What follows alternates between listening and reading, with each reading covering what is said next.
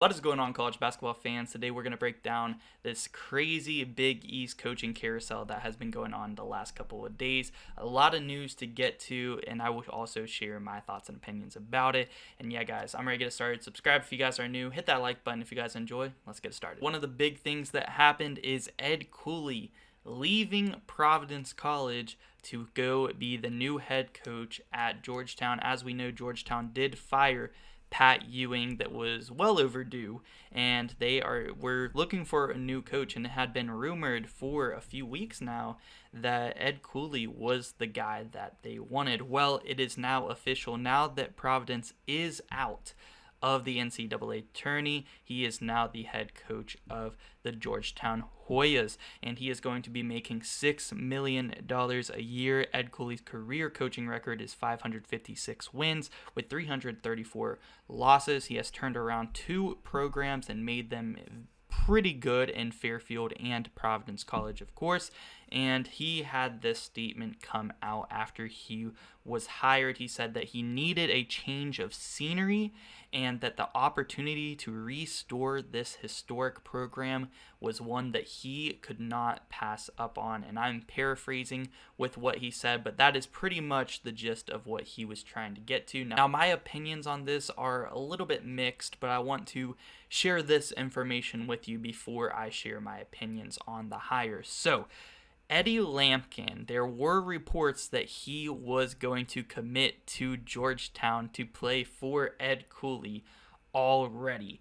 Now, after these reports were out, Eddie Lampkin did deny these reports and said that they were not true, but that kind of got the rumors going around that Ed Cooley had been tampering with Eddie Lampkin and was already trying to get him on board to come to Georgetown before his season at Providence was even over. And this was a good Providence team this year that, made the NCAA tournament.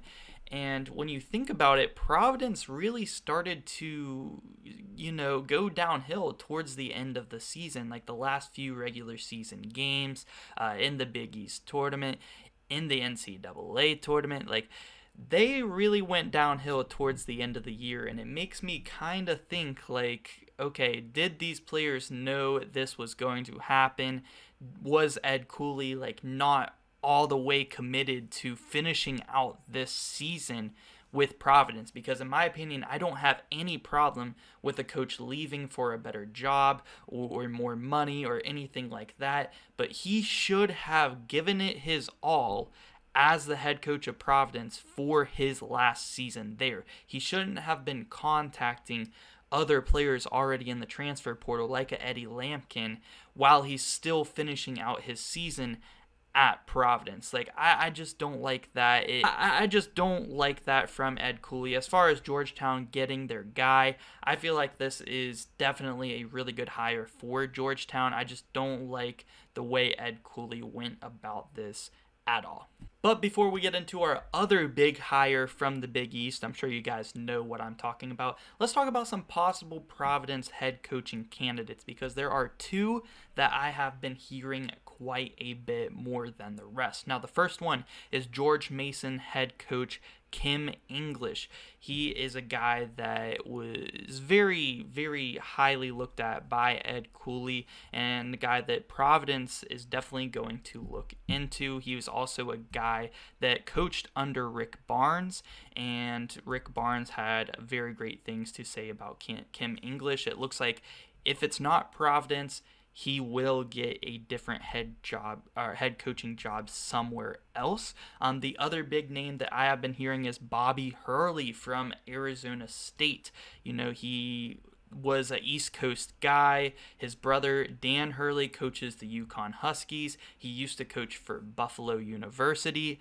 Bobby Hurley is a name that I could definitely see Providence trying to get, and maybe they will get him, and that would be pretty cool to see both the Hurley brothers coaching in the Big East Conference. And now let's get to our other Big East hire, and that is from the St. John's Red Storm. They did hire their guy, Rick Pitino. He does have a really good record, 834 and wins with 293 losses. He is a two-time national champion. He's been to the Final Four 6 times and recently coached there at Iona, but won a championship with Louisville, later vacated, and also won a championship with the Kentucky Wildcats. Now, he is 70 years old, but Rick Pitino is one of those guys who is going to coach until he can't possibly coach anymore. He did sign a 6-year contract with St. John's worth about $20 million, and I think this is an amazing hire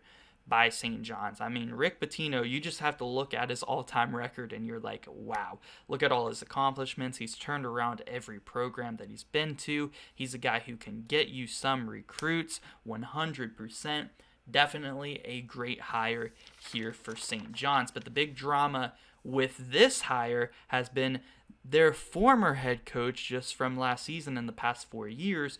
Mike Anderson is going to sue St. John's University for firing him for cause. Now, the big reason he is going to sue them is because if he was fired without cause and just kind of let go, he would have been owed $11 million from the university. But this is what the university said the cause was. So, fired for cause, and the cause being failure to create an environment that encourages athletes to meet academic requirements and failure to communicate with assistant coaches. Now, those are paraphrases, but pretty much that's the cause that they're firing him.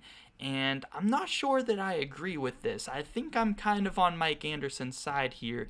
He should get that $11 million for being fired. Now, I'm not sure if they could say the cause is underperforming in college basketball games, because I feel like that would have been a better cause to fire Mike Anderson, and I'm not sure if that's really fits under their cause for not owing him the money. But this kind of stuff, I'm not sure. I think I'm on Mike Anderson's side on this one.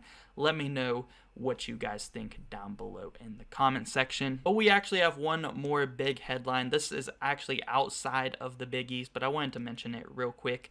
But former FDU Fairleigh Dickinson head coach Tobin Anderson will replace Rick Pitino as the new head coach of Iona on a 5-year deal. So Tobin Anderson led 16-seeded FDU to one of the biggest upsets of all time, and he has earned himself a new, better job and a lot of money there at Iona, replacing Rick Pitino. So definitely an upgrade job there. Wanted to mention that here at the end of this video, but let me know what you guys think about this crazy Big East coaching carousel that has been going on for the last few weeks now. And yeah, guys, what do you guys think about Ed Cooley and how he handled his transition from Providence College to Georgetown? What do you guys think about the Mike Anderson situation? How do you grade these two hires for these coaches? Really 3 hires, because Iona got themselves a new head coach as well, and Tobin Anderson. And yeah, guys, again, thank you so much for watching.